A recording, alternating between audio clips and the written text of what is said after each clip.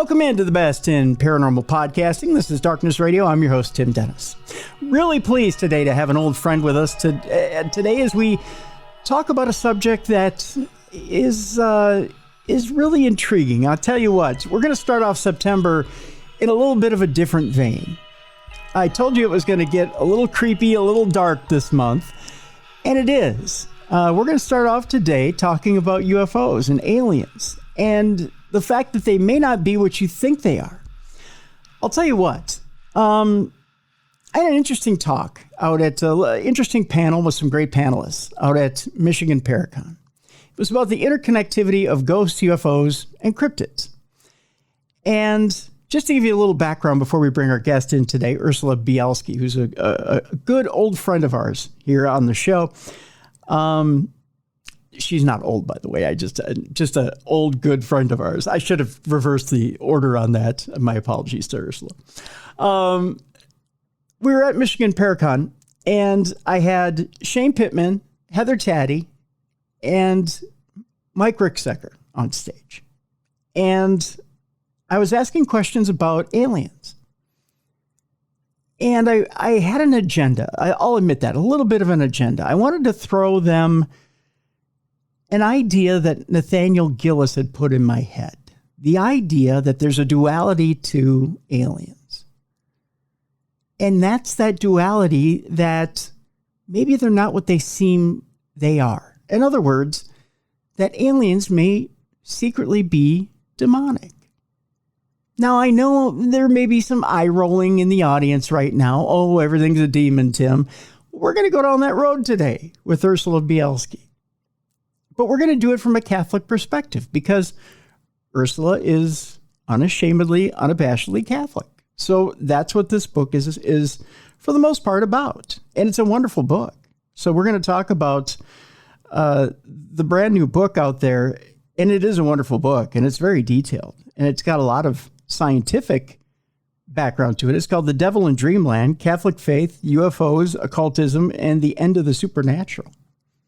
Now, on stage with Shane and Taddy and Mike, I gave 3 passes.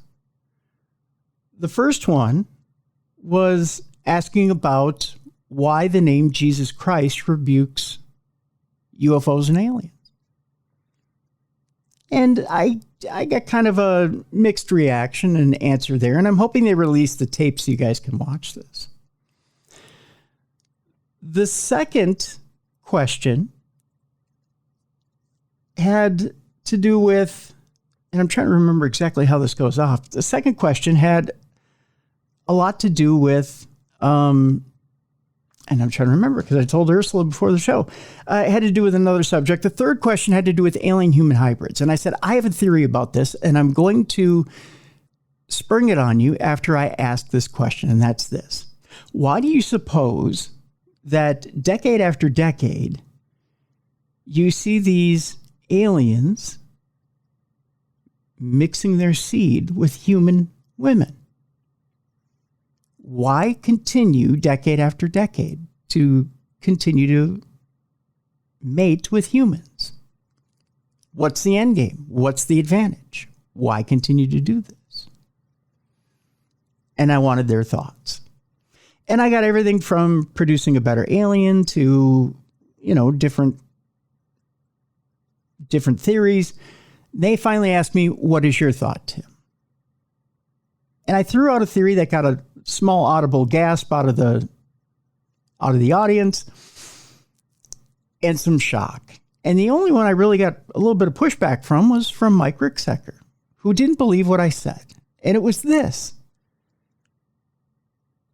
that aliens have no soul.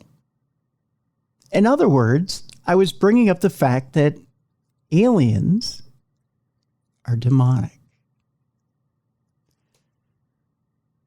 And the way I put it was this.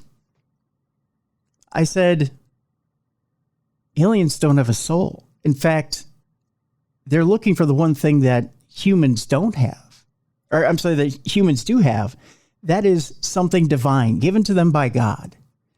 And they're trying to get that back by mating with humans. In other words, they're trying to harvest a creature half human, half alien, that they can eventually harvest that soul from, something that's part of them, that they can take that soul back from.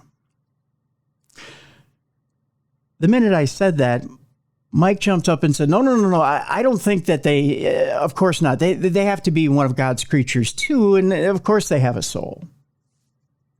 Well, then he went on what his theory was as to what aliens were. Got me thinking about something that Ursula has in this brand new book, which again is a brilliant book. The book is The Devil in Dreamland, Catholic Faith, UFOs, Occultism, and the End of the Supernatural, where she talks about what the establishment thinks aliens are, as opposed to what we want to say they are. And we'll get into that in today's program. We're going to start off hot here. Let me tell you about Ursula Bielski. She's a historian, author, and parapsychologist. Ursula has been investigating the paranormal for more than 3 decades. She's also the author of 12 popular and critically acclaimed books on history and the supernatural, including the groundbreaking Chicago Hauntings series and Graveyards of Chicago, as well as several books for the History Press and a number of academic articles on parapsychological subjects. Ursula has been featured on scores of television shows, including the Travel Channel's Ghost Adventures and The Maury Show. By the way, it was not a Baby Daddy episode. And radio shows such as Coast to Coast AM and this one right here. She also edited children's books on the paranormal for Bearport Publishing in New York and teaches courses in paranormal studies for Chicago's Harper College and College of Lake County. She and her husband, historian, journalist, and author David Cowan, operate the Chicago Hauntings tours for 2 decades, since handing the reins over to American Ghost Walks in 2020. Ursula has started a legend-inspired perfume business and small press, Magic Lantern Publishing, which publishes journals, planners, coloring books, and workbooks, as well as publishing classic novels with fresh art introductions and annotations. A lifetime Chicagoan, Ursula attended St. Benedict Elementary and high schools and received her bachelor's degree in history from Benedictine University and a master's in American cultural and intellectual history from Northeastern Illinois University. So let's welcome in for yet another time, Ursula Bielski. Hi, Ursula. How are you? I am great. It is so good to be here and see your face again. It's been way too long. Yes, it has. And I'm so glad to have you back on the program. So I have to ask you right off the bat, why this book and why include aliens this time around? It was part of a whole thing that happened that came out of my long history in paranormal research. And, like everyone else, up until, I've been doing this stuff for so long, like 40 years, I guess. Mm-hmm. And up until, the early 2000s, I had done, hundreds of paranormal investigations. But at that time, there was no involvement in spirit communication. So that was never a part of, it wouldn't have occurred to us to try and record spirit voices or anything like that. It just wasn't something that was done. Yep. And then after, the explosion in the ghost hunting culture in the early 2000s, like everybody else, I got very into, EVP, ITC, and I thought it was safe. I thought I knew what I was doing. I'd say in my prayers, protecting myself. And that turned out not to be the case at all. And I got into a very dark place. And there was a lot of other stuff that happened, family things and relationship things. And I found myself in 2018 when my mom passed away, I just went to a very, very dark place. It was kind of the end of all of this piling up. And I had something happen where I was really, I really believe I was at the brink of possession. And I talk about this a little bit in the book, where I had gone through, the infestation in our apartment where we were hearing things and seeing things. And then the vexation where I was getting bruises and scratches and bite marks on my body. I was starting to audibly hear voices, not on recordings, but just audibly hear them. Yeah. And so I had gone through all of these stages, leading up to possession. And I really believe I was almost there. I was starting to have these periods of time where I wouldn't remember things that I had done or I had said that, my husband and my children would tell me, don't you remember doing this? And I recognized, as someone that has been involved in demonological cases for so long, that these, all of these things were red flags, like there was something that was happening. And I completely panicked and completely pulled away from the paranormal. And I thought it was right, at the beginning of the pandemic. And I pulled away from paranormal. So I cut off, all of these connections with everybody that I had known for so long and everything that I've been doing. And then in my email one day, I got an invitation from a local MUFON group, I think it was in Missouri, that was having an online seminar on UFOs. And I thought, oh, that sounds harmless. It's UFOs. It's like spacemen and things. But it's, unexplained. That sounds great. That's not dangerous. I'll sign up. So I signed up for it. I was really excited to meeting some people and doing something because we were all isolated, and there I was at 9:00 on Saturday morning with my coffee in front of the computer. And after the first two presentations, I realized that the UFO experience is more occult than anything that I had experienced as a ghost hunter in the last 4 decades. And not only were the methods of contacting these beings so occult, but the history of it was as well. And I saw in so much of what was going on with experiencers of UFOs and so-called aliens that there was so much, again, of what I recognized from my years as being involved in demonological cases. And that was the start of it. And, a couple of weeks later, I was well down the rabbit hole that anybody that gets interested in UFOs goes down.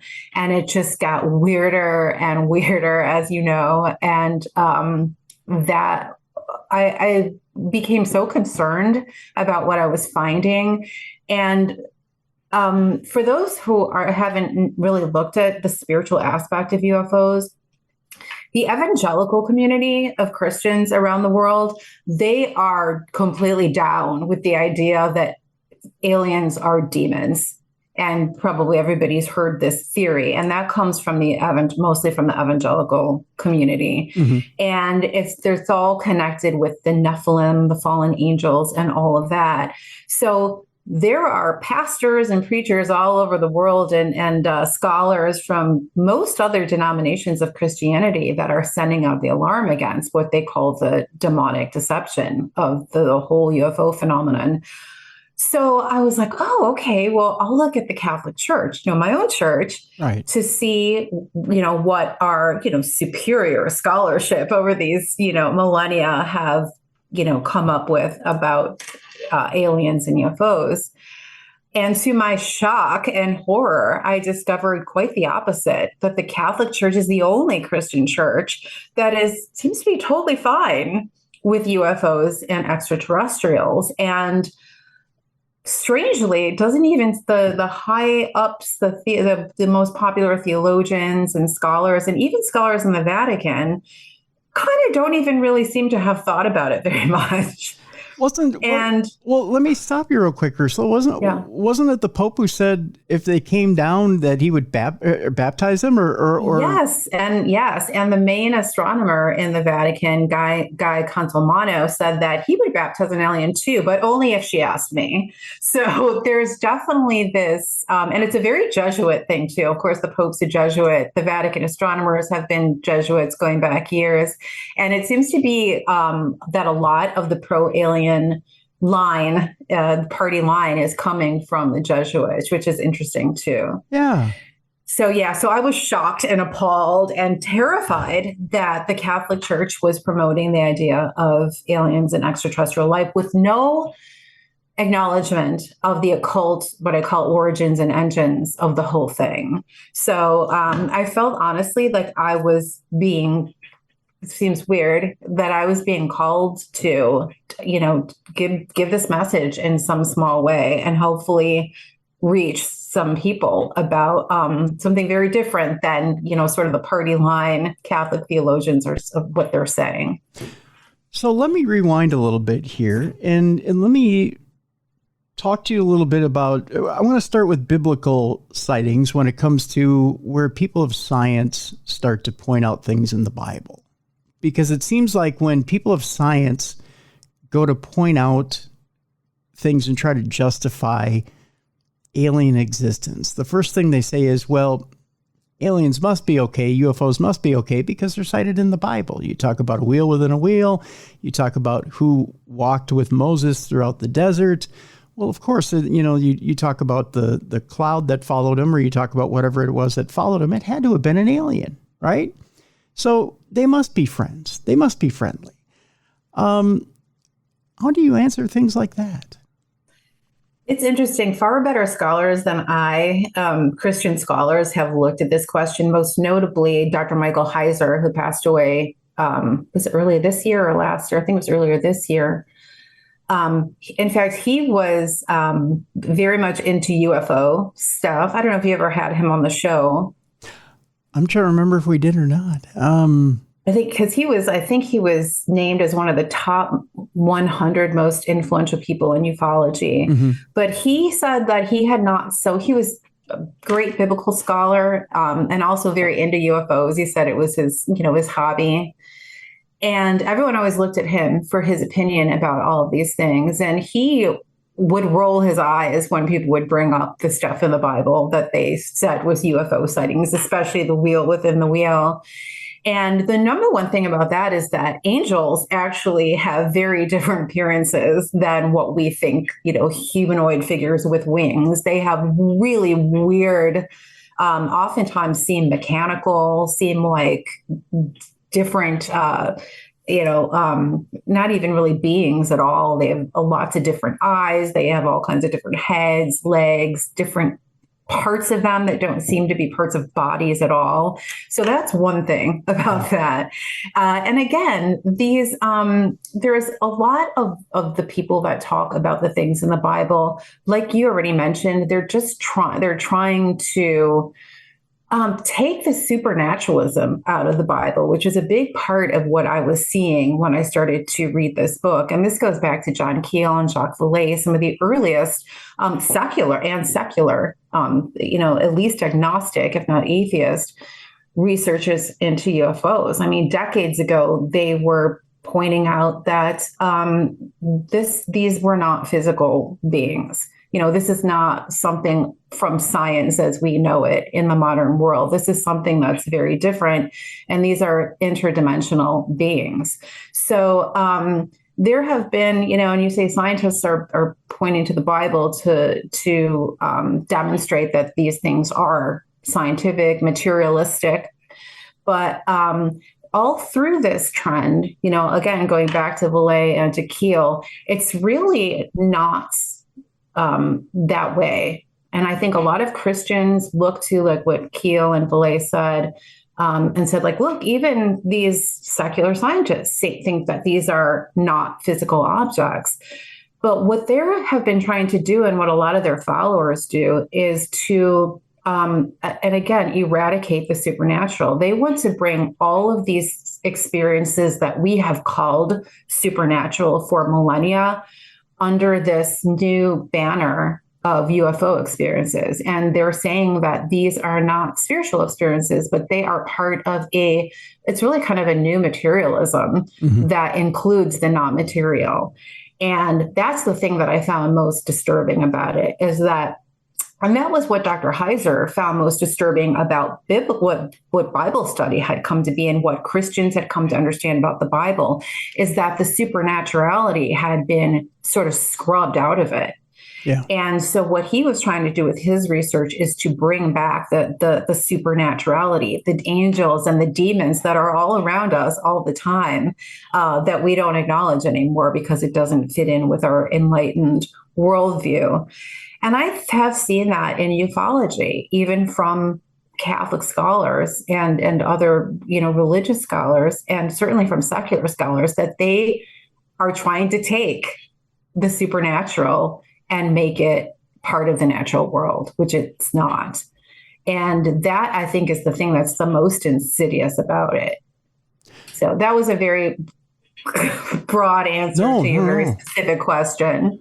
No, there's plenty of examples in this book, The Devil in Dreamland, that are quite alarming. I mean, you talk about, you draw the parallel between demonic infestation and, or even a demonic, the beginning of demonic possession, and what it's like to be abducted by an alien. And the parallels are stunning, and not just stunning, but almost scary. Yeah.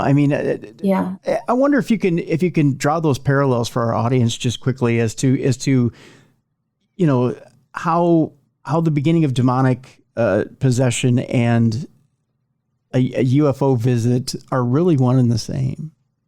Yeah, I think for me, the most striking example of that was in when I started to look at the early contactees in the UFO history. In the 1950s, there were a group of experiencers that are known as the contactees, a large C, uppercase C. And these were like the first experiencers. Before the abductions started, it was these visitations. And it was these extended visitations where, the person developed a deep relationship with one particular alien, in quotes. And as someone who studied demonology for a long time, and I'm sure a lot of your viewers too, and you too, is very familiar with the work of Malachi Martin, the late Jesuit priest and exorcist. And immediately when I was reading about the experiences and reading the writings of the early contactees, immediately I thought of Malachi Martin's book, Hostage to the Devil, where he wrote particularly about one case of possession that involved a DJ, actually, that he called Jamsey in the book. He was originally from New York. He went to California to work, and he began to be visited by this being that one day appeared in the backseat of his car. And they developed this deep relationship to the point where this thing was always there with him. And he called himself, this being called itself Uncle Ponto. And sometimes it would help Jamsey with his career. Sometimes it would, sort of try to sabotage like romantic relationships. So it was very much involved in everything that he was doing. And he really came to rely on it. And this is familiarization, and it's a specific kind of possession. And it comes up over and over again in these early contactee cases, and then later too, where the person becomes just almost inextricably connected with this being. And they are, Tim, they're identical. Yeah. They get the knowledge, they get ideas for building things, they get, and then there start to be physical effects, such as malaise. There are scratches, there are burns, there is radiation, burns and things like that. And they become just completely dependent on one another. And this was just astounding to me to see this. There's another famous case in ufology that people always laugh at, and I laughed at it too when I first heard about it. It's the case of this so-called alien named Valiant Thor. Have you heard about Valiant Thor before? Yeah. Valiant Thor, for those not familiar, was supposedly this alien from Venus who visited Earth and was taken to the Eisenhower White House. And one of the staff in the White House happened to be at the same church as a man named Frank Stranges, who was into UFOs. And so she told him, on the QT, there's an alien at the White House. And since you know about UFOs, we'd like you to come in and talk to him. So Frank Stranges went on to write this book called Stranger at the Pentagon, about his relationship with Valiant Thor. And it's kind of outrageous because Valiant Thor turns out to be not only a Venusian, but a Christian. So but like they're not fallen. Okay. So they're Christians on Venus and they live underground. Of course, that's why we haven't seen them. But he would talk to Frank Stranges about Christianity. It was so weird. And, you try to think like, why would this guy, and Frank Stranges he turned out to be a shyster who was selling fake degrees for his fake seminary and stuff like that. So not a great guy, right? Right. But you think, why did he write this? Why did he make up the story? And you think, like, did he make it up to convince Christians that aliens are okay? Or was he part of some government psyop that was trying to do that? A la like the Collins Elite from Nick Redfern's book. And you're like, why did he do this? And so I'm reading his book, and this Christian, Frank Stranges, pastor, is writing this book. And at the end of the book, before Valiant Thor leaves the planet to go back to Venus, in this poignant episode, he gives instructions to Frank Stranges about this ritual that he should do and teach people to do that will make the humanity better and the world a better place. And it's a witchcraft ritual. Like, I recognized it, like, this seems weird. And I looked it up, and it even had the same name. It's called the Ring of Fire.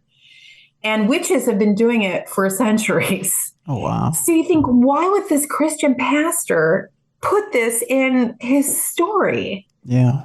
And there's all kinds of weird things like that. To the point where, you get to the point where, like, I'm going to look this up because I know it's some demonic thing.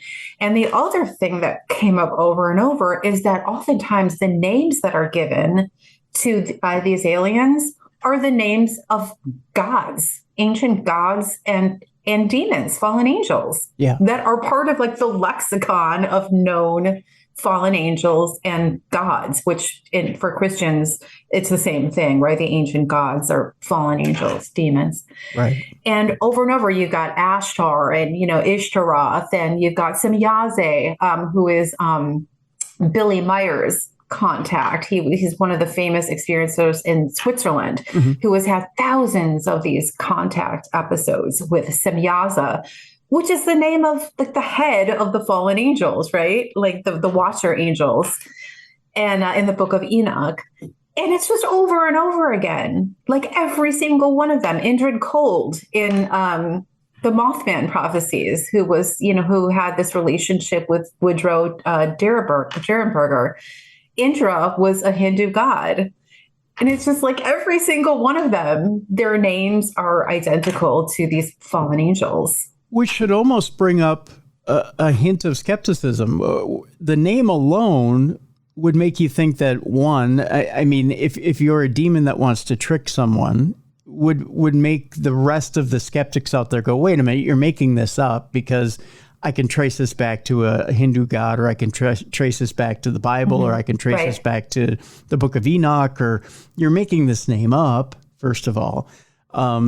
There's no way that you could have been visited by an alien because this is this is a name from history. But second, it's almost like you're being tricked in that way. When you talk about Valiant Thor, he was telling Frank Stranges things like, well, we don't necessarily, when he asked him things like, well, do you have a Bible there on Venus? He said, no, we don't use Bibles. We just have it in our heads, or something to that effect. Things that are just kind of odd. I mean, things that don't really compute. Exactly. They're just right? odd. Right. Then in that case, too, with Valiant Thor, I almost fell out of my chair because Valiant Thor appeared in the back seat of Frank Stranges' car. Yeah. Just the way Uncle Ponto had with Jamsey, the DJ back in California. Right. And things that, they're a little off or a little to the left and don't quite compute. Right. If you're going to have, you would think if you're going to have some sort of alien visitation, you would think they'd come down in their craft, they'd land on your lawn, they would appear in some way that would be, I don't want to say grand or would make a statement, or you would think it would happen in normal. It would just be normal. Yeah, like a physical way, like the way, I don't want to quote Star Trek here or Star Wars or something, but you would think they would land physically in a craft. They'd show up on your lawn, they'd come off of their spaceship and they'd say, "Hey, we just landed here from a different planet," much like we would if we were landing on the moon, right? You would think. Not just materialize, right? Right. I just, there's certain things that don't ring true in certain scenarios. Although I can hear skeptics saying, "Well, Tim, they have better technology. They can just materialize out of nowhere, and they've right and communicate telepathically, which just also happens to be an occult way to communicate. It's all because they're so much more advanced than we are. Yeah, there's some strange ways that happen here, and there's some strange parallels that are kind of drawn between the demonic and aliens that you've drawn quite brilliantly. The book is almost 400 pages. I mean, you haven't just thrown things up in the air and said, "Well, I think this and this," and then you call it a day. You've taken and you've drawn case by case in many different cases, a lot of different cases in ufology, and said, "This is why this looks suspicious. This is why this looks suspicious." That's kind of what I was trying to do, was just go over and over and over again with case after case, situation after situation, to sort of just overwhelm, the reader with like, okay, this is kind of weird, you know what I mean? Yeah. And not just do one thing. Because a lot of the book, for people that are into ufology, it's a lot of, unkind critics will say it's rehashed, stuff that everybody knows in ufology, but not those connections. Those, I think it's very unique in that it's only somebody that would have been around the occult stuff and the supernatural and the demonological stuff that would instantly see those connections that hadn't been seen before. It was like, one thing that was just, I think the thing where I said like, okay, what the hell is going on here, was when, and I don't know if you got to this part in the book, when I talk about ITC and EVP, and I was talking about Whitley Strieber. Yes. Who is I call him the poster child for abductees. There is nobody who is more famous than him as a contactee and an abductee. And he says that he has an implant, and that it helps him to write. It makes his ideas richer, and he gets words through a slit in his eye that he can write better. And as you hear the story unfolds, you find out that his dead wife is actually communicating with him through this implant as well. And one day, and he writes about this in one of his books, one day he's visited by one of the so-called visitors that he says has been with him for all of these years. And he asks who invented this implant. And he said it was Konstantin Raudove, the dead Latvian engineer who practically started EVP research, right, in the 1950s. And he's a Catholic too. Yeah. And I was like, what? Like, Konstantin Raudove, what? And Konstantin Raudove, of course, anyone who's into EVP history knows that he has called people on the phone since his death. He has talked through countless, ghost boxes and recorders and everything since his death. So he is like a huge player in like afterlife communication, claiming that he's helping to build this bridge, from the other side.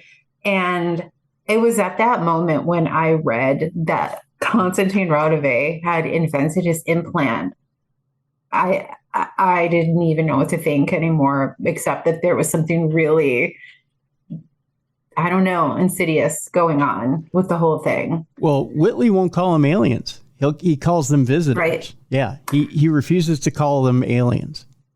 Yeah. And it's so tragic to listen to him, because he admits that he is in like trapped in this relationship with these things. Yeah. And he admitted that it was very Faustian, that there was a moment when he decided he was going to welcome them in, even though he knew it was, wrong and it was going to be bad for him. And yet he goes back and forth, and he never walks away from it. And he always wants more and more and more of a relationship with them. And it's really sad because he's such a emotional person. And it's just very heartbreaking to listen to him talk about his relationship with them. And he's a self-professed Catholic too. I talk about that a lot in the book. Yep. The title of his first book was Communion, the bestseller. And yet he's written in his blog that he doesn't believe apparently in the Blessed Sacrament as a Catholic. And yet he apparently believes in his communion with these things, that, like you said, he doesn't even say that they're aliens. And he knows that they are dark. And he has said he knows that you cannot have relationship with them without eventually going to a very dark place and threatening your soul. Yet he can't walk away. How does that make you feel as a Catholic then, knowing that? It makes me angry. That's why I wrote this book. It makes me so angry. There are a few, much more well-known writers than I and scholars than I in, sort of the popular Catholic world. One of them is Daniel O'Connor, and he wrote an 800-page book that came out last year called Only Man Bears His Image, where he goes through thousands of reasons why there cannot be aliens. You cannot believe in aliens and be a Christian, right? Mm-hmm. And there's instances from the Catechism of the Church, the Magisterium, visions of the saints, like the Bible, the whole 9 yards, right? And he has a YouTube channel too, and he gets really mad about the alien thing as well, and has talked a lot about it and blogged a lot about it. In fact, he wrote a really nice blurb for the book cover. But it makes us so angry, very few of us, because it seems so reckless. And but you can see when you listen to these theologians and scholars talk about their opinion about it and their wanting to believe in aliens and support of alien belief, is that it comes from the culture that we've all grown up in, where we have all been brought up with the films and the science fiction books and this writing going back to the 19th century that is really all based in theosophy, this whole occult belief system that relied a lot on extraterrestrials, especially Venusians, beings from Venus, supposedly. Yeah. And that's where most science fiction comes from, especially the stuff that talks about extraterrestrial life. And granted, a lot of technology has also come from science fiction, inspiring people to become scientists and to invent things. Jack Parsons, who I talk a lot about in the book, was inspired by amazing stories to be a rocket scientist. So it has inspired a lot of good things, and innovations, but it's also inspired a lot of weird belief systems, and it also comes from a very weird place. And so I did a lot of work in the book about that, looking at the history of science fiction and the ideas of a lot of people that are behind the very famous now stories and movies that influenced all of us growing up, including theologians, that they've grown up wanting there to be life on other planets, mm-hmm. Darn it. And it's not easy or desirable for them to give that up. Right. And that is a very difficult, and it's also a weird thing. And if you go back to the history of science fiction, you find that a lot of science fiction was channeled. So the authors got it through automatic writing and channeling, including Whitley Strieber. Mm-hmm. And it's kind of weird, and especially like Raymond Palmer, who was the editor of Amazing Stories. By the time he became editor of the magazine, which was so influential. And he also founded Fate magazine and, other magazines, all, on occult and unexplained themes. He, by the time he became editor, he was way into the occult. He was a firm believer in something called the Owaspie Bible, which was a channeled book that was kind of a mashup of Christianity and other ancient religions and extraterrestrial stuff.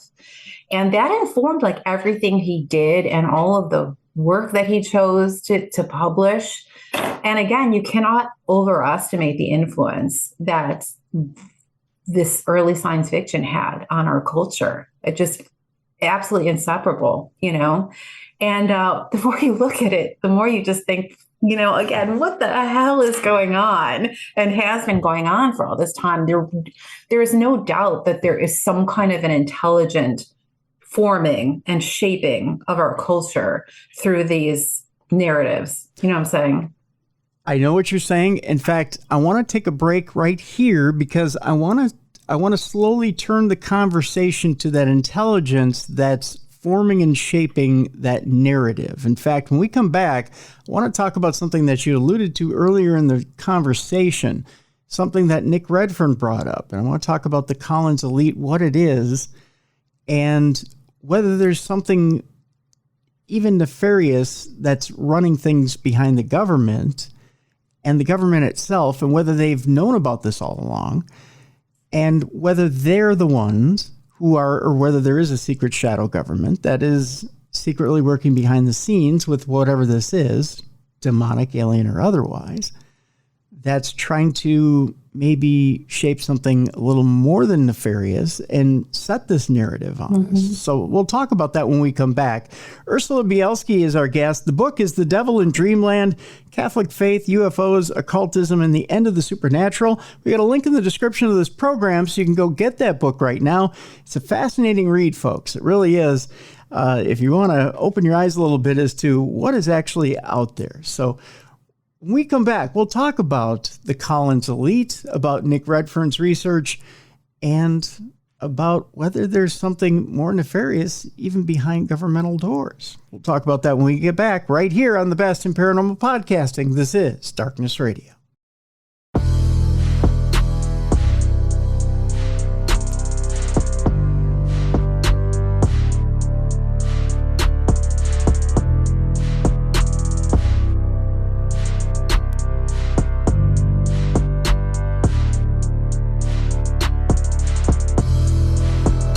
Welcome back to the Best in Paranormal Podcasting. This is Darkness Radio. I'm your host, Tim Dennis. My guest, Ursula Bielski. The name of the book, The Devil in Dreamland, Catholic Faith, UFOs, Occultism, and the End of the Supernatural. Before we went to the break, we were talking about things that are shaping the narrative in the country and the narrative about UFOs and the fact that there may be a little bit something more to it. In fact, the fact that, well, let's just call it what it is, that there's a demonic presence there, and that maybe that the government is a little bit more than what we think it is, and that they're hiding something, and that they're maybe even doing something a little bit more to convince us that, well, what should we call it, Ursula, that maybe they want to create an event or two themselves to make us think that,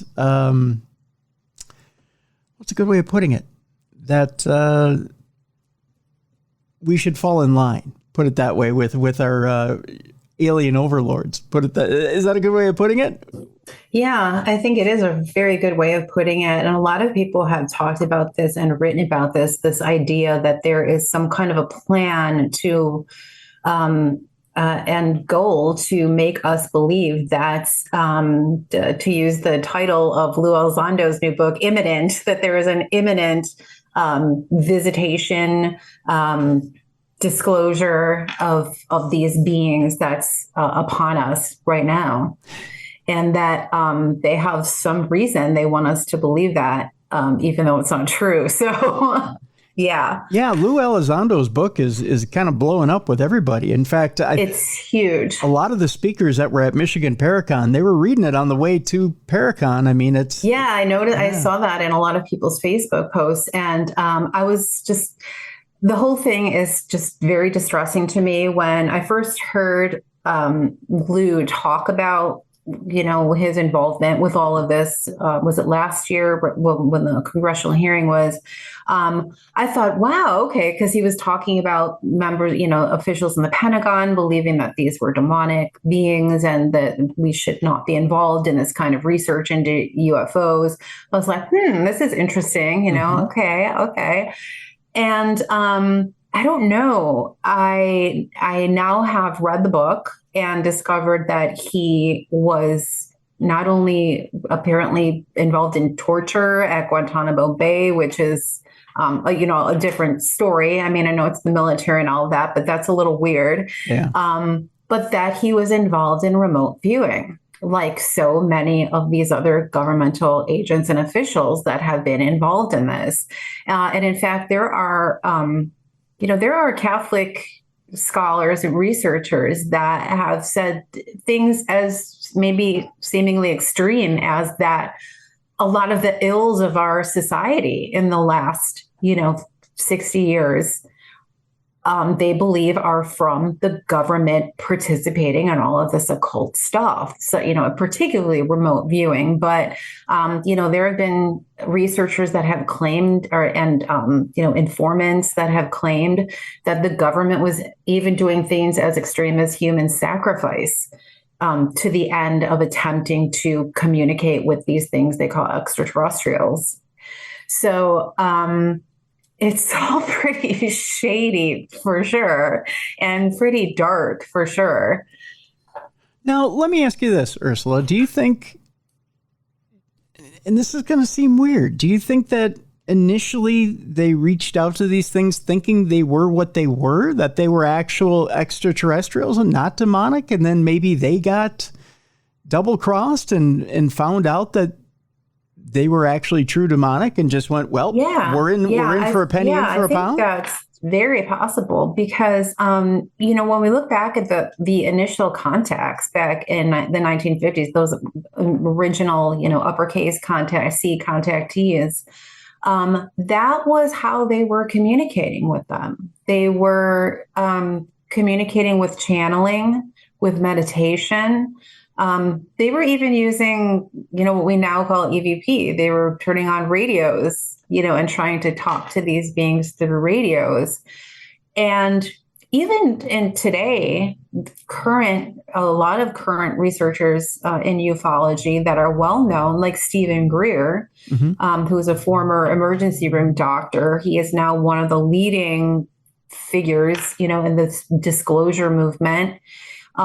He started off, going out into the desert and shining like lights into the sky to try and attract UFOs. And he found that a much more effective way to attract them was through meditation and channeling. And so it's something that definitely runs through all of it. Yeah. I'm actually kind of ashamed to say this. One of the, when we were on the Jericho cruise, we had set up sorry to say this, Ursula, we had set up a UFO summoning experiment when we were in the Bermuda Triangle, and we had gotten it from John Tenney. And it was just essentially that's what it was. It was like almost like a meditation experiment. You take and you clear your mind, you put out the aforementioned, it's an intention experiment. You put it out that you want to see these things, they appear, and we actually got 3 of them to appear off the starboard side of the ship. And Ray Boucher, who also talked a little bit about, and he encouraged me to keep writing this book because I was so many times I just almost gave up because it was just all so weird and distressing. But he was involved with Nick Redfern and gave him the information about the Collins Leak, which I know we're going to talk about. Yes. Yeah. But he had looked into a case of 3 college students. This was in Indiana, who had done the same thing. They were going out into the farm field at night to try and summon UFOs. And they started having attacks, like going back to their homes and being attacked in their houses. And again, it's so similar to ghost hunting. You go to these haunted places and you try to talk to the spirits, and you come home and suddenly you're waking up, with bruises and scratches and stuff is moving around the house. It's identical, and this is something that's always talked about too with Skinwalker Ranch. They talk about they call it the hitchhiker effect. The journalists that have been looking at Skinwalker Ranch, where they say that, the government agents visiting Skinwalker Ranch go home and suddenly they're seeing cryptids in the backyard and there's balls of light flying around the house, which is something that Lou Elizondo said too. Yeah. He said there was orbs of light flying around his house, after he started doing remote viewing. And it's like, really? I'm really shocked to hear that, but I think, what you said about that perhaps in the beginning, they believed that this was the way to communicate with extraterrestrials is absolutely right, because that is what they had seen in the earliest years of the contactees. Let me take a sidetrack here. Have you watched the Skinwalker Ranch program on TV? Some of it. No, I'm not like a huge fan, but I've seen a good number of episodes. When you watch that program and you watch some of the guys who are in there now, are you noticing when you sit and watch what you've watched, are you seeing, when you see what, trying to form the question I want to form here, and that's this, when they report, well, there's paranormal activity here, there's what they think is alien activity here, when they're segmenting that activity, are you sitting there and going, this isn't segmented at all, this is all one thing? Yeah, and not just segmented, but that it's a new thing to them. That's one of the most frustrating things, is that you have, secular scientific people that are saying, it's really amazing. Like, people will come to Skinwalker Ranch and they'll go home and they're having things happen in the house, You're like, yeah, been there, done that, like it happens all the time, and they don't have any, and you talked about before we started the show about, and I know we're going to talk about this, but invoking the name of Jesus during abduction experiences. And I actually had Joe Jordan, who's the main researcher into that phenomenon, on my own show earlier this year. Mm-hmm. And he had talked about this a lot. And he said the same thing that I had found, is that a lot of these secular researchers, they just don't have the language for this. They don't understand it because they don't have an experience of the spiritual. So they don't know how these things work and they don't recognize it. Okay. So it's frustrating to watch that too, which is another reason that I really wanted to write the book. Yeah. Yeah. I wonder if they'll do that on the show, on the Skinwalker Ranch show, if they'll at one point or another bring out clergy and try that and see if it works. I mean, although they are a science-based program, if they'll at one point or another bring out the religious aspect or the theological aspect of things and say, you know what, this is the one thing we haven't tried, and see if it rebukes any of the activity that's going on there. Except they don't want to stop it. Nobody ever wants to stop it. That's the problem. That's true. Once you've had success, you don't want to stop what's going on out there. That's true. Well, the biggest channeler is Chris Bledsoe. Are you familiar with Chris Bledsoe? I've heard. Yeah. He wrote a book called UFO of God. It's a huge bestseller. Mm-hmm. And it's about his experiences in Wilmington, North Carolina, I think is where he lives. And he had a lot of issues in his life with, I think his wife passed away. He had Crohn's disease for many years, a lot of physical and mental suffering. And he was out on a fishing trip with some coworkers and his son. And he literally went out in the woods and was crying to heaven for help because he was really suffering so badly. And he had this visitation. And his son had gone missing too that night. And so his friends were looking for both of them. They found Chris, and then Chris went with them and they found his son. And his son was being like held paralyzed by these beings. And after that night, Chris started to see them all the time. Other family members saw them, these balls of light. And then he started to realize that he could summon them. And then he started summoning this light creature that who he calls the lady. It's like all very like Marian, you know, it was very strange. Yeah. And he became friends with people from NASA, from other government agencies who started coming over his house and hanging around with him. You know, people like John Alexander and, you know, like these really well-known people. And who, you know, one of them even wrote a foreword to the book. So it's very weird, you know.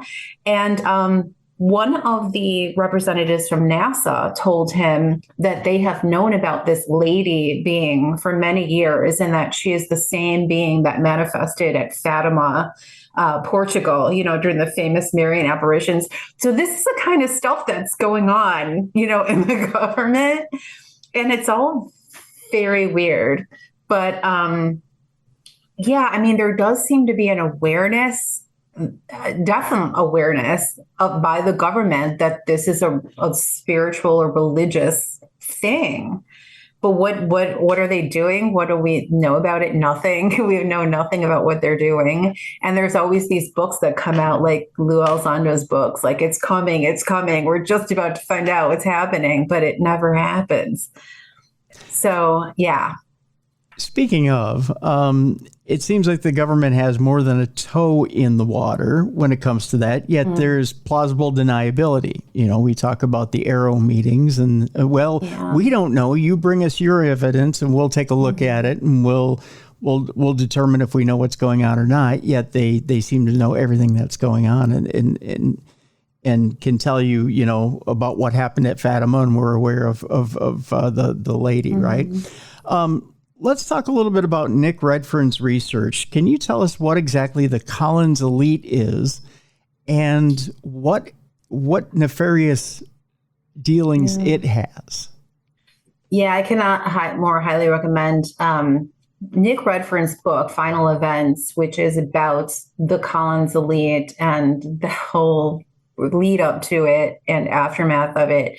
But also, again, Ray Boucher, who is an Anglican priest and ufologist, who has written a lot of papers about this whole subject. And you can find those for free on academia.edu.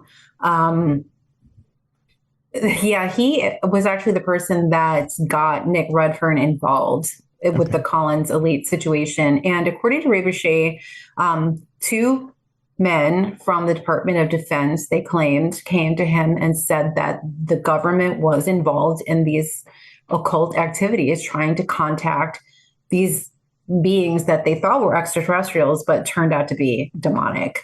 And they were very uncomfortable with the whole situation. They didn't know what to do about it.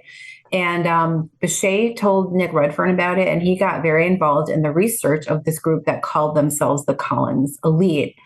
And it's all very weird. And the Collins Elite traced themselves back to an incident that everyone in ufology knows about.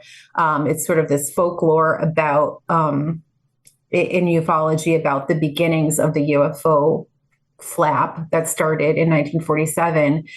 And so the Collins Elites, these two men said the Collins Elite had been formed because of the UFO flap that started in 1947 with these sightings, with Roswell and the sightings of Kenneth Arnold.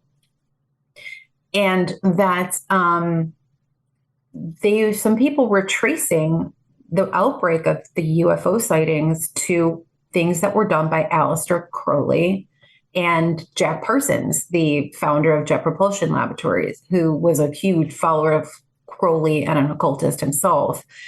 And apparently the government took Jack Parsons aside shortly before he blew himself up in his lab and said, there's everybody seeing these UFOs. What do you know about it? Because they knew he was into all of the stuff. And he apparently admitted that it was his doing, because he had conducted this ritual called the Babylon Working with L. Ron Hubbard, who founded Scientology. You hear this stuff and you think this is not a true story, but it is a true story. So the founder of Jet Propulsion Laboratory, L. Ron Hubbard, went out into the desert and conducted sex magic rituals to bring about the manifestation of this moon child that he would have this Babylon character with. They would have this magical baby that would basically bring about the end of Judeo-Christian civilization. So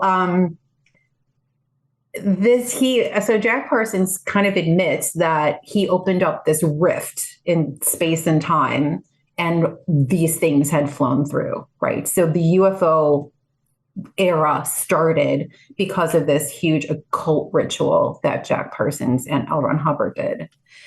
And that's basically what the whole Collins Elite saga starts with. And it goes all through, the history of psychic spying and remote viewing that involves the Soviet Union.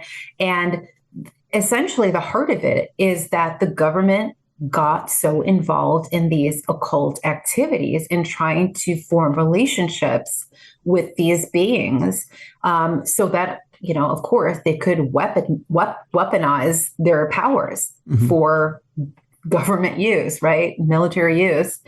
And so if you believe the story says that the government has been indulging in occult activities for decades, and has entered into basically this relationship and a pact with these diabolical beings that we first thought were extraterrestrials, but found out they weren't.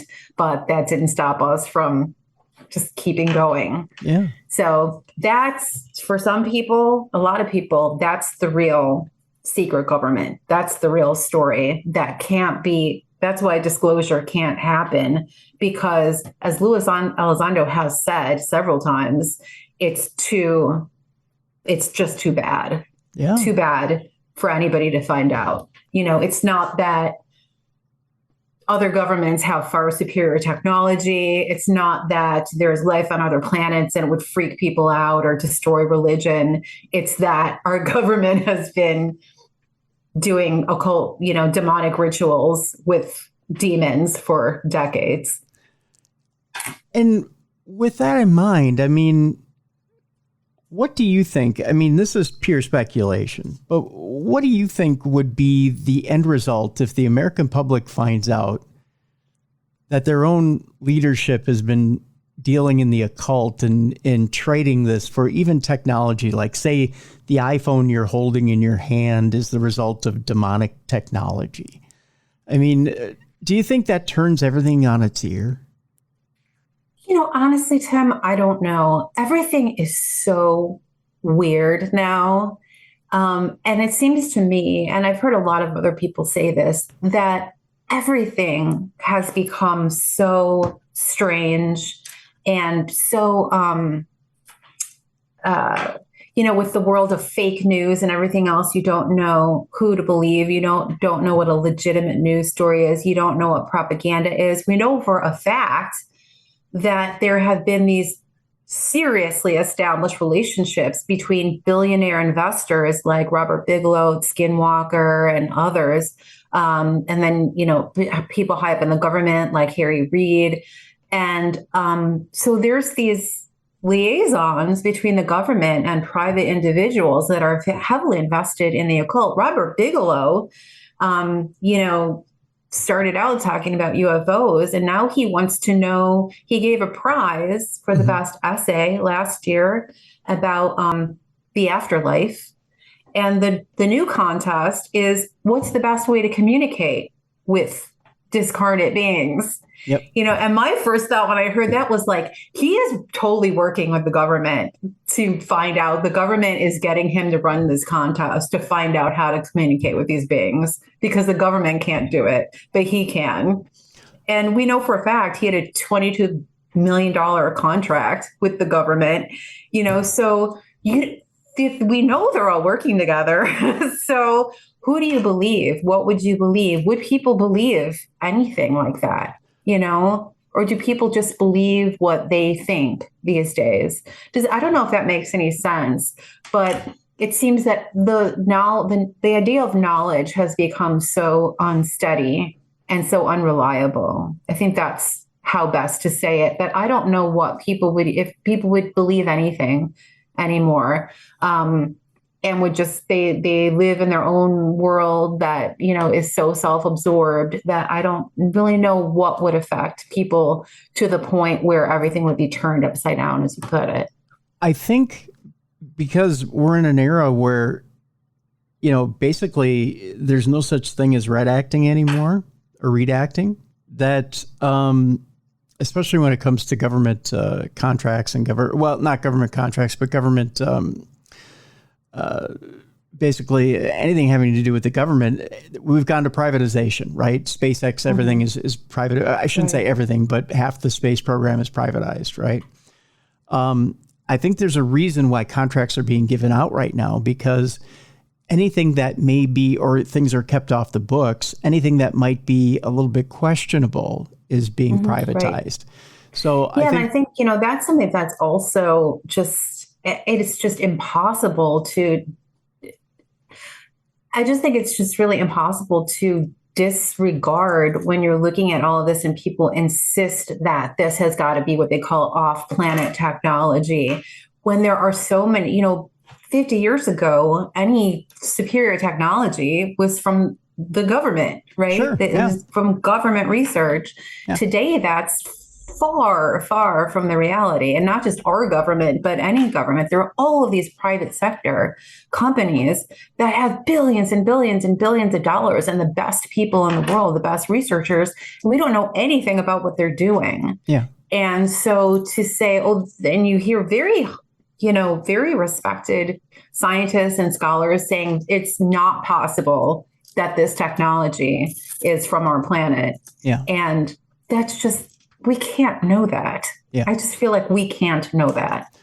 Well, you can't, in today's economy, in today's society, you can't have the government developing technology because, especially in this economy, you can't, I mean, trying to form my words carefully here.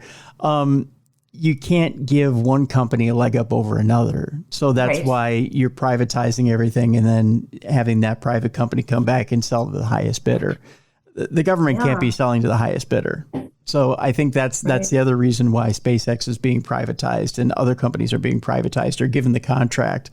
And like you said, there's a lot of things that the government can't do, these private agencies and companies can do. Yeah. Absolutely can do. They can do whatever they want to do. But with that also comes some nefarious stuff. I mean, you can also set an agenda. So if you want to set an agenda, you can, and it can be buried in some book somewhere, or it can be buried altogether and you don't have to write it down. Whereas with the government, you have to document everything. So if you want to keep some things off the books, you can do that. When it's privatized, you can just simply have a hands-off type deal. This actually brings up something very, very interesting that a lot of people have taken note of, which is that many of these, tech researchers that have founded all these tech companies, and they're also involved in aerospace industry, people from NASA. I'm thinking also of Travis Taylor from Skinwalker Ranch. A lot of these people have gone on the record and they've complained because they want the alien technology to make money. So they want to make money, and it's very not altruistic. It's not about life on other planets and humanity, and it's about money, which is, to me, and I talk about this at the end of the book, that there's all of these kind of dramatic things that point to this phenomena being demonic and spiritual. But the main thing is the money, the grift, and the lies. There's just lies and grift surrounding all of it, and that's the heart of the devil, right? So even if you don't believe the dramatic, crazy things, that is what, the devil is, the money making and the lies, especially, that is just everywhere in ufology. Yeah. As we start to wrap up today, Ursula, I want to ask you this question, and that's this.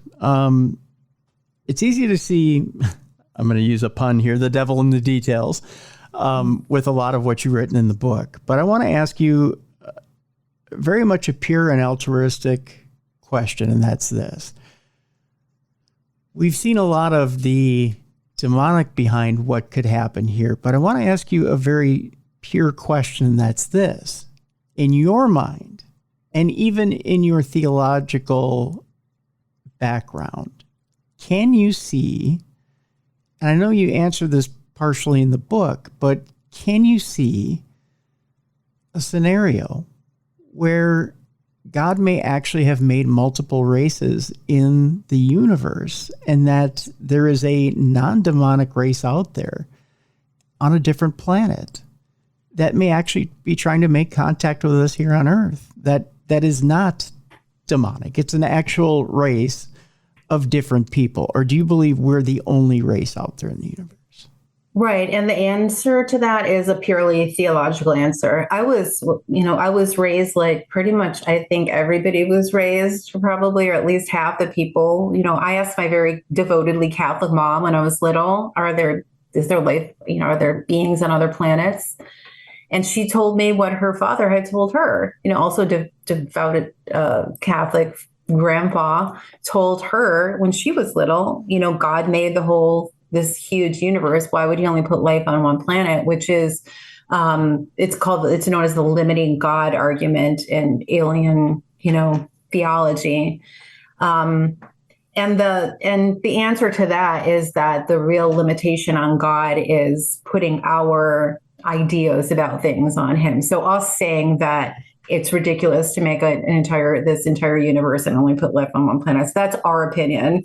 And that has nothing to do with the way that God thinks. So that's one thing. Like I said, my book wasn't meant to go into the theology of it. And I will recommend Only Man Bears His Image for 800 pages of theology about why you can't be a Christian and believe in life on other planets. But it is, if you're going to say you're a Christian, especially if you're going to say you're a Catholic, as much as I would love to think that there was life on other planets, there are other beings, it's so exciting to think about, so wonderful to think about. When you look at the theology as a Christian, you simply can't. It just doesn't work. And so it's not a question of, my opinion or my thoughts or feelings about it. It's a theological question that I had to face and had to answer honestly. And that's a big problem that I see with, the very vocal Catholics, theologians and scholars, is that they're not being honest about what the theology says, because as I see it, they want to believe so much the other way. Yeah. So yeah, it's a theological answer, and it might not be the answer that I would like, but it's the only answer there is, as someone who's a Christian that's looked at the theology. Okay. You'd mentioned it earlier in the program that you had stepped back from investigating. Do you see, and especially with the things that have gone on in your life, do you ever see a point in your life where you go back into that field, or is that no longer an option? Oh, yeah. And I have not stepped away from investigating. I did completely pull away from everything at first. Mm-hmm. I was just, kind of like once bitten, right? Mm-hmm. But I felt like, and I think this book was part of it, I felt like that was not the right response to it. And I did talk to a priest about it and realized that what I needed to do was to be in the situation to try and share with people what I had discovered. And so I still do investigate, but it's in the way that I used to, before I got into spirit communication. So I do all of the, I'll use all of the other procedures that I used for 30 years before I got into spirit communication. And then I try to, use the platforms that I have as a writer and with my YouTube channel to kind of share with people the dangers of all of this and information about the overlap in these phenomena and how similar they are. So I'm a little voice, but I'm hoping that, even if, like you say, if one person hears it and starts to think about it, maybe I did some good. So I'm still in the paranormal and still in paranormal research and investigation, just much more carefully than I was for a long time. Okay. Well, let people know where you're at as far as the show and when it airs. Yes, I have got everything that I do is on my website, which is worldofthesupernatural.com. And you can find my YouTube channel on there, my books, and all blogs and all the other kind of stuff I'm doing. All right. Well, Ursula Bielski, I want to thank you so much for joining us today on the big program. And again, we'll look forward to picking up the book, The Devil in Dreamland, Catholic Faith, UFOs, Occultism, and the End of the Supernatural. Ursula, I want to thank you so much for being with us again. Been just a wonderful time with you, Tim. Thank you so much. Thank you. I want to thank Ursula Bielski for being with us today. The Devil in Dreamland, Catholic Faith, UFOs, the Occult, and the End of the Supernatural is available right now. We have a link in the description of this program so you can go out and purchase that book. Folks, we didn't even get to most of the stuff that's in the book. We got to a little bit of it today, but the book is so informative. I mean, it really does go through the history of ufology, and it connects things from a Catholic perspective as to why the occult is so involved in ufology. And even like Ursula said, the Collins Elite, how it connects in there, and how there's conspiracy in there, and how the occult hooks up to ufology. And it's an interesting read, even if you don't believe what it is that Ursula had to say today. Just the conspiracy theory behind it, and to read into the conspiracy of it, is incredibly fascinating. And I wanted to bring Ursula on today to delve into that side of it, because I really do believe there's something else behind this UFO phenomena that is just bizarre. There's a piece of this missing that we're not looking into. I've never quite bought the line of they come in peace. I've always looked at the alien films and thought that rings a little more true to me than the light and airy, they're here to save us from ourselves line. That never, something doesn't ring true at all with that line. It just feels icky. It feels false to me. So maybe I'm the one who's off, but I don't feel like that rings true at all. Not at all. So if you disagree with me, tim@darknessradio.com. Let me know why. Let me know why you feel that way and what experiences you've had. If you're an abductee and you've had a positive experience, let me know and share it with us for Parashare on Wednesdays. I'd like to know what experience it is you've had and why you feel that maybe this is a positive phenomenon. Maybe I'm off. I'd like to hear from you. I'm very curious as to what it is you've gone through. So please let me know. Got some exciting shows coming up in September. I'm not going to lie, folks. It is going to get dark throughout September, but I ask you to hang in there, because the darker it gets, the more exciting and the more interesting it's going to get in September here. And we've got some exciting shows both on the true crime side and on the paranormal side of things. So hang in there. It's going to be an interesting ride, that's for sure.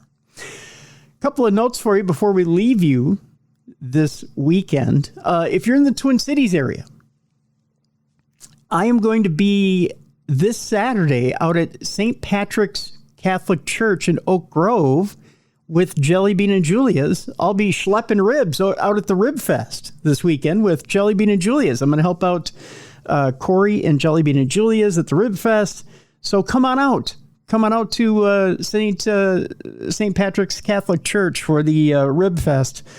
I'm going to do some work this weekend. That's what I'm going to do. I always tell you to be a light in someone's darkness. Well, I'm going to help out a good cause. So, and not only that, but I like getting out on occasion and just helping out a buddy. And Corey had asked me if I wanted to help out. I helped out last year, and it was fun. I had a lot of fun just getting out and talking to people. I'll throw on my Darkness Radio t-shirt and promote the show and just serve some ribs, because people really like Corey's ribs, especially at the Rib Fest.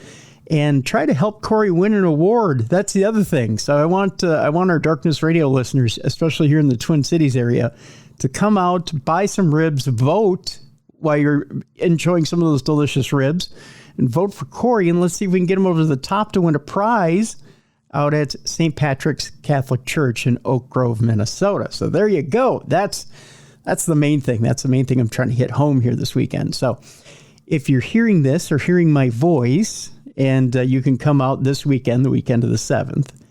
I believe that's what it is. Let's see. Today is Thursday the 5th, so I guess it'd be Friday, Saturday would be the 7th. Come on out September 7th, Saturday. It's Saturday evening, I believe. After 5 o'clock is when they're going to serve the ribs. So come on out in the evening, have some delicious ribs. Of course, there's a cost to it. It's not free. So bring your wallet. And you'll buy some tickets for those ribs, of course, and come buy some ribs, try them, and vote for Jelly Bean and Julia in the contest. And let's see if we can't win an award finally, because believe it or not, Corey's not won an award in all the years he's been in this contest over at St. Patrick's Rib Fest. And I can't believe it, because when you try Corey's ribs, not besmirching anybody who's in this contest, but let's just put it this way. J&J's is way above a lot of the contestants that are there. There's some really good contestants that come from miles around. In fact, I think there's one guy who comes from Texas, if I remember right. But J&J's is by far one of the best, if not the best, in this contest. So I want you guys to come out and try it compared to other contestants in this contest. You're going to love them. I guarantee it. I guarantee it. That's for sure. But you got to love a good rib cook-off, right? I mean, you got to. You've got to. And especially since now Corey's got the industrial smoker over there in Coon Rapids. I mean, this is going to be exciting. I'm looking forward to it. So I'm talking food now. Look at me. I'm talking food. I'm excited. Look at me. I'm talking food. So there you go. Saturday, the 7th of September, St. Patrick's Catholic Church over there in Oak Grove. Come join us. Okay. So the other thing, there's going to be some brand new merchandise starting this actually, when you hear from the time you hear my voice to this weekend, we've sold out of a lot of the things in the store, and there's a couple of orders that are out there right now that I need to talk to some people about, because we have sold out of some things in the store. There's some brand new items coming in that I need to talk to people about and let them know that I can sub some of those items that we've run out of. For the rest of you, you're going to love some of the items that we've got in. I'll just put it this way. I've got very few of them, but I have a plush Slimer coming in. I've also got a Captain Spaulding's tin sign coming in. Captain Spaulding's fried chicken and gas station sign, I believe it is. I've also got some other great Halloweenish type things that are coming in time for the season. So check out the Darkness Radio store. Some great new items coming in. So it's darknessradioshow.com, and check out the store. You'll see what new items will be up. That'll be up before the weekend here. So check that out. All right. With that in mind, again, be a light in someone's darkness this weekend. We're coming up on fall. I know in my yard, tumbleweeds are coming into play. Yes, because we're backed up against the dam. The tumbleweed season is in full effect. So there's plenty of yard work to be done, and you've probably got elderly neighbors or neighbors that are disabled that need your help. Be sure to get out there and see if those neighbors need your help. Also, plenty of stuff to be done. That late summer, early fall cleaning needs to be done. Check with those neighbors that may need your help and see if you can help them out as well. All right. All right. Like I said, plenty of good programming coming up, especially next week. I can't tip my cap, unfortunately, or tip my hand, because if I do, like I said, I've got people trying to poach my guests. So you just have to kind of hang in there and listen next week as to who's coming. I'm telling you, though, it's good stuff. It's good stuff. I can't wait. All right. With that, I'm going to curb my enthusiasm, to quote a certain Larry David, and just let you know that I want to thank Jessica Freeberg for the great work this week. And Mally Fox will be back here shortly as well as kids are getting back into school. I want to thank Beer City Bruiser as well. 3 great co-hosts. And we'll all be back next week for the best in true crime and paranormal podcasting. Thank you.